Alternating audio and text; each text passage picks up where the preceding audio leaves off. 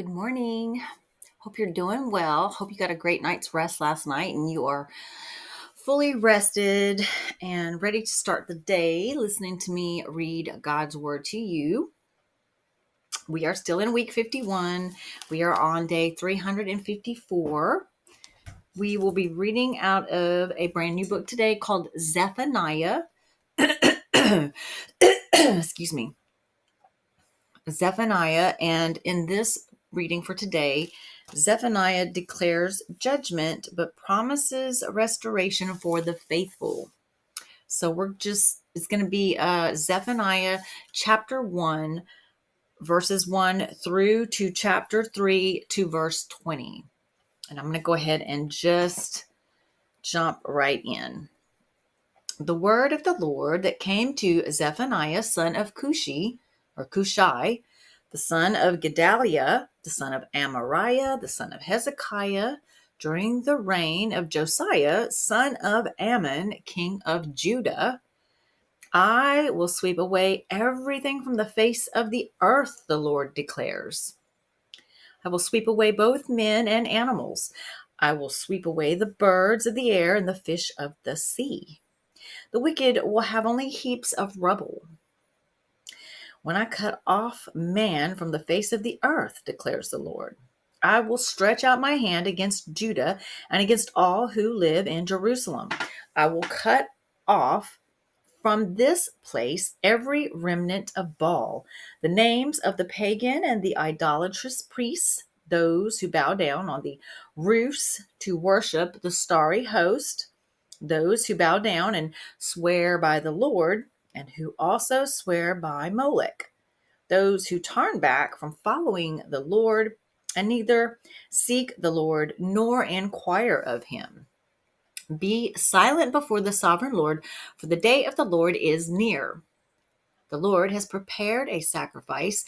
He has, he has consecrated those he has invited. On the day of the Lord's sacrifice, I will punish the princes and the king's sons and all those clad in foreign clothes. On that day, I will punish all who avoid stepping on the threshold, who fill the temple of their gods with violence and deceit. On that day, declares the Lord, a cry will go up from the fish gate, wailing from the new quarter, and a loud crash from the hills. Wail, you who live in the market district. All your merchants will be wiped out. All who trade with silver will be ruined. At that time, I will search Jerusalem with lamps and punish those who are complacent, who are like wine left on its dregs, who think the Lord will do nothing, either good or bad. Their wealth will be plundered, their houses demolished. They will build houses, but not live in them. They will plant vineyards, but not drink the wine. The great day of the Lord is near and coming quickly. Listen, the cry on the day of the Lord will be bitter, the shouting of the warrior there.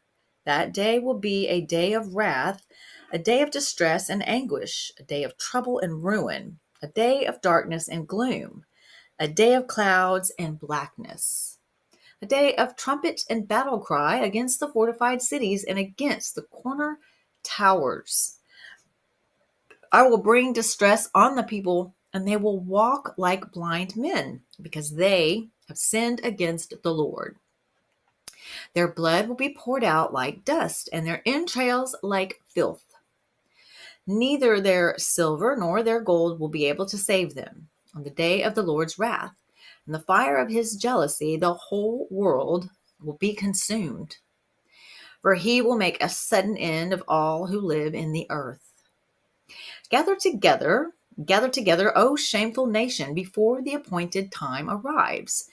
And that day sweeps on like chaff, before the fierce anger of the Lord comes upon you, before the day of the Lord's wrath comes upon you. Seek the Lord, all you humble of the land, you who do what he commands. Seek righteousness, seek humility. Perhaps you will be sheltered on the day of the Lord's anger. Gaza will be abandoned, and Ashkelon left in ruins. At midday, Ashdod will be emptied and Ekron uprooted. Woe to you who live by the sea, O Kerethite people. The word of the Lord is against you, O Canaan, land of the Philistines. I will destroy you, and none will be left. The land by the sea where the Kerethites dwell will be a place for shepherds and sheep pens. It will belong to the remnant of the house of Judah. There they will find pasture. On the evening they will lie down in the houses of Ashkelon. The Lord their God will care for them. He will restore their fortunes. I have heard the insults of Moab and the taunts of the Ammonites, who insulted my people and made threats against their land. Therefore, as surely as I live, declares the Lord Almighty, the God of Israel, surely Moab will become like Sodom, the Ammonites like Gomorrah, a place of weeds and salt pits, a wasteland forever. The remnant of my people will plunder them. The survivors of my nation will inherit their land. This is what they will get in return for their pride, for insulting and mocking the people of the Lord Almighty. The Lord will be awesome to them when he destroys all the gods of the land. The nations on every shore will worship him, everyone in its own land. You too, O Cushites, will be slain by my sword. He will stretch out his hand against the north and destroy Assyria, leaving Nineveh utterly desolate and dry as the desert. Flocks and herds will lie down there, creatures of every kind. The desert owl and the screech owl will roost on her columns. Their calls will echo through the windows.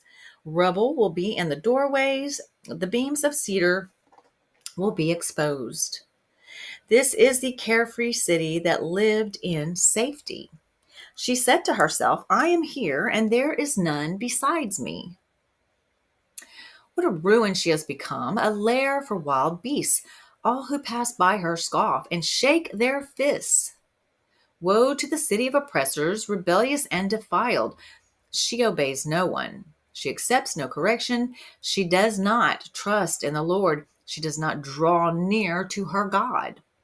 Her officials are roaring lions. Her rulers are evening wolves who leave nothing for the morning. Her prophets are arrogant. They are treacherous men. Her priests profane the sanctuary and do violence to the law. The Lord within her is righteous. He does no wrong. Morning by morning, he dispenses his justice, and every new day he does not fail. Yet the unrighteous know no shame. I have cut off nations. Their strongholds are demolished. I have left their streets deserted, with no one passing through. Their cities are destroyed. No one will be left, no one at all. I said to the city, surely you will fear me and accept correction. Then her dwelling would not be cut off, nor all my punishments come upon her. But they were still eager to act corruptly in all they did. Therefore, wait for me, declares the Lord, for the day I will stand up to testify.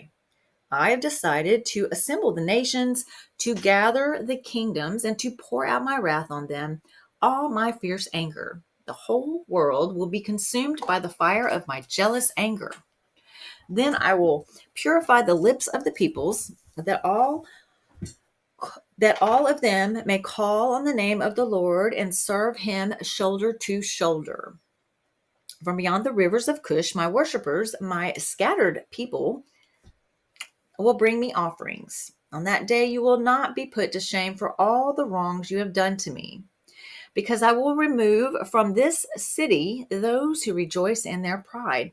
Never again will you be haughty on my holy hill. But I will leave within you the meek and humble, who trust in the name of the Lord. The remnant of Israel will do no wrong. They will speak no lies, nor will deceit be found in their mouths.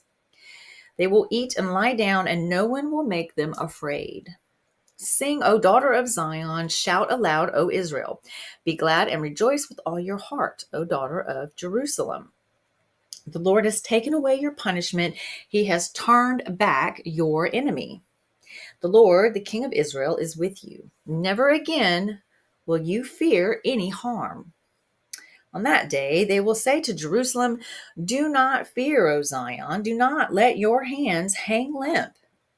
The Lord your God is with you. He is mighty to save. He will take great delight in you. He will quiet you with his love. He will rejoice over you with singing. The sorrows for the appointed feasts I will remove from you. They are a burden and a reproach to you. At that time, I will deal with all who oppressed you. I will rescue the lame and gather those who have been scattered. I will give them praise and honor in every land where they were put to shame. At that time, I will gather you. At that time, I will bring you home. I will give you honor and praise among all the peoples of the earth when I restore your fortunes before your very eyes, says the Lord. All right. Now we're going to move on to New Testament. We'll be reading still out of the book of Revelation, chapter 10, verses 1 through 11. And this reading talks about a mighty angel that delivers a small scroll with a very important message. Then I, John, saw another mighty angel coming down from heaven. He was robed in a cloud with a rainbow above his head. His face was like the sun, and his legs were like fiery pillars. He was holding a little scroll which lay open in his hand. He planted his right foot on the sea and his left foot on the land, and he gave a loud shout like the roar of a lion. When he shouted, the voices of the seven thunders spoke. And when the seven thunders spoke, I was about to write, but I heard a voice from heaven say, "Seal up what the seven thunders have said, and do not write it down." Then the angel I had seen standing on the sea and on the land raised his right hand to heaven, and he swore by him who lives forever and ever, who created the heavens and all that is in them, the earth and all that is in it, and the sea and all that is in it, and said, "There will be no more delay. But in the days when the seventh angel is about to sound his trumpet, the mystery of God will be accomplished, just as he announced to his servants, the prophets." Then the voice that I had heard from heaven spoke to me once more. "Go take the scroll that lies open in the hand of the angel who is standing on the sea and on the land." So I went to the angel and asked him to give me the little scroll. He said to me, "Take it and eat it. It will turn your stomach sour, but in your mouth it will be as sweet as honey." I took the little scroll from the angel's hand and ate it. It tasted as sweet as honey in my mouth, but when I had eaten it, my stomach turned sour. Then I was told, "You must prophesy again about many peoples, nations, languages, and kings." All right, now we're going to move on to Psalm 138, verses 1 through 8. And this psalm is a psalm of praise for God's faithfulness and love. "I will praise you, O Lord, with all my heart. Before the gods, I will sing your praise. I will bow down toward your holy temple and will praise your name for your love and your faithfulness, for you have exalted above all things your name and your word. When I called, you answered me. You made me bold and stout-hearted. May all the kings of the earth praise you, O Lord. When they hear the words of your mouth, may they sing of the ways of the Lord, for the glory of the Lord is great. Though the Lord is on high, he looks up the lowly, but the proud he knows from afar. Though I walk in the midst of trouble, you preserve my life. You stretch out your hand against the anger of my foes. With your right hand you save me. The Lord will fulfill his purpose for me. Your love, O Lord, endures forever. Do not abandon the works of your hands. And last but not least, we have Proverbs chapter 30, verses 11 through 14. And these Proverbs are warning to be wary of arrogance and injustice. Be on the lookout for those things, being arrogant and injustice. There are those who curse their fathers and do not bless their mothers. Those who are pure in their own eyes and yet are not cleansed of their filth. Those whose eyes are ever so haughty, whose glances are so disdainful. Those whose teeth are swords and whose jaws are set with knives, to devour the poor from the earth, the needy from among mankind. Okay, guys, that concludes today's reading. Again, I just want to thank you for listening to me read God's Word. I hope that you have a great rest of your day and that you spread as much love as you possibly can, and that you allow people to see Jesus through you, that you stay humble and steadfast and true to your word and who you are in Christ, and spread the love. Spread the love and be kind and try to have compassion for people that might be difficult to love. It's very hard. It's very hard, especially around the holidays. It is very hard around the holidays. So I will be praying for your strength. For those of you that have loved ones that are not here, that missing spot in your heart, I will be praying for that. And I will be praying for you to have the strength to deal with the loved ones that are here, because as much as we love some of them are hard to love, but we must love them regardless, and just pray to have eyes to see them the way Christ does. Okay, so I will see you back here tomorrow. I love you, and thank you again for listening to me read the Word of God. Bye now.